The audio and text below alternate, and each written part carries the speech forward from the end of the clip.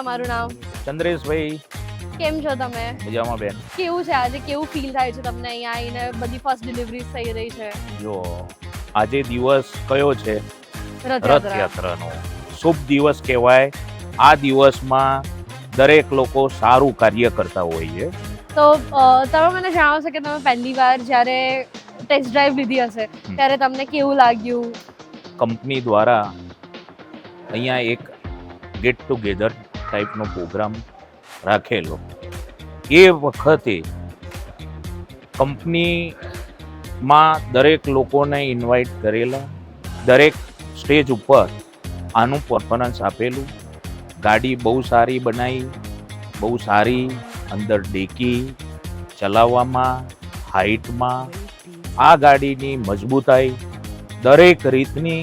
એ પછી એમને જે કંઈ સુધારા કરવાના હતા સુધારા કર્યા.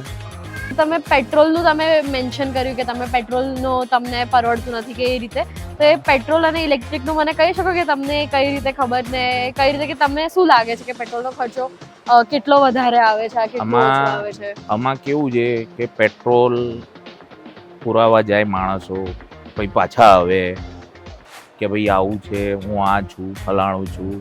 અને પેટ્રોલ દિવસે દિવસે વધતું જાય છે, ઘટાડો થતો નથી. અને પેટ્રોલની અછત આજે નહીં તો 5 વર્ષે 10 વર્ષે બી અછત રહેવાની છે. આ ઇલેક્ટ્રિકમાં આપણને બેનિફિટ ઘણા બધા છે કે જે આવનારી પેઢી માટે આનું ભવિષ્ય દેખાઈ રહ્યું છે. મારા માણસો અહીંયાથી 5 કિલોમીટરની અંદર રહે છે. ઓકે. એ લોકો માટે મેં આ કંપનીમાંથી લગભગ 5 થી 7 વ્હીકલ લીધા છે. પણ માણસો માટે જે અત્યારે પેટ્રોલ અમારી કંપનીઓને પોસાતું નથી, એટલે અમે અમારા માણસોને ઇલેક્ટ્રિક કે જે અહીંયાથી 5-7 કિલોમીટરના એરિયામાં અને 10 કિલોમીટરના એરિયામાં અવર જવર કરવાથી એ લોકોને અને કંપનીને બંનેને બેનિફિટ થાય, એ પર્પઝથી અમે આ 6 થી 7 ગાડીઓ લીધી છે. તમે ફીચર્સની વાત કરી કે આના બેનિફિટ્સ ઘણા બધા છે, તો તમે મને બેનિફિટ્સ કહી શકો કે તમને શું લાગે છે કયા કયા હશે? અમારી કંપનીમાં પેટ્રોલ એલાઉન્સ માણસોને આપતા હતા. માણસો પેટ્રોલમાં કંપનીના એનો ખર્ચો વધતો હતો. આ બાઇક, આ ઇલેક્ટ્રિક એક્ટિવા આવ્યા પછી માણસને પેટ્રોલનો કોસ્ટિંગ અમારું 0 થઈ ગયું. હવે પછી અમારી સાથે કંપનીમાં કોઈ એવો ખર્ચો પડશે નહીં કે પેટ્રોલ માટે સાહેબ બધું આપો, વધારો આલો. અને આ જ વધારા ઘટાડાના હિસાબે અમે આ ઇલેક્ટ્રિક ઉપર ગયા છીએ. આ એક્ટિવા ટાઈપનું જ છે. ઘરે બી લેડીઝોના માટે બી સારું છે, અહીંયા આપણા માણસો માટે બી સારું છે. કોઈ નાનો પીસ આપણે કોરિયરમાં મૂકવો હોય કાં તો પછી કોઈ કંપનીમાં આજુબાજુની કંપનીમાં આપવો હોય તો આ એક્ટિવાની આગળની સ્પેસ એટલી સારી છે આ સ્કૂટરની કે જેથી કરીને આપણે ડિલિવરી બી આપણો માણસને આપતો જાય.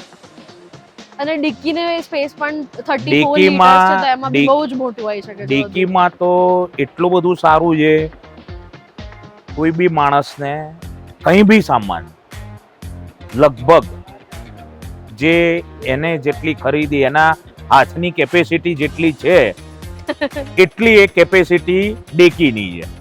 તો જેથી કરીને લોકોને આગળ લટકાવવું પડે છે ડેકીમાં ફૂલ હોવા છતાં. પછી આગળ એ આ વ્હીકલમાં મને કંઈ દેખાઈ રહ્યું નથી. આમાં બધું જ એની અંદર આવી જશે.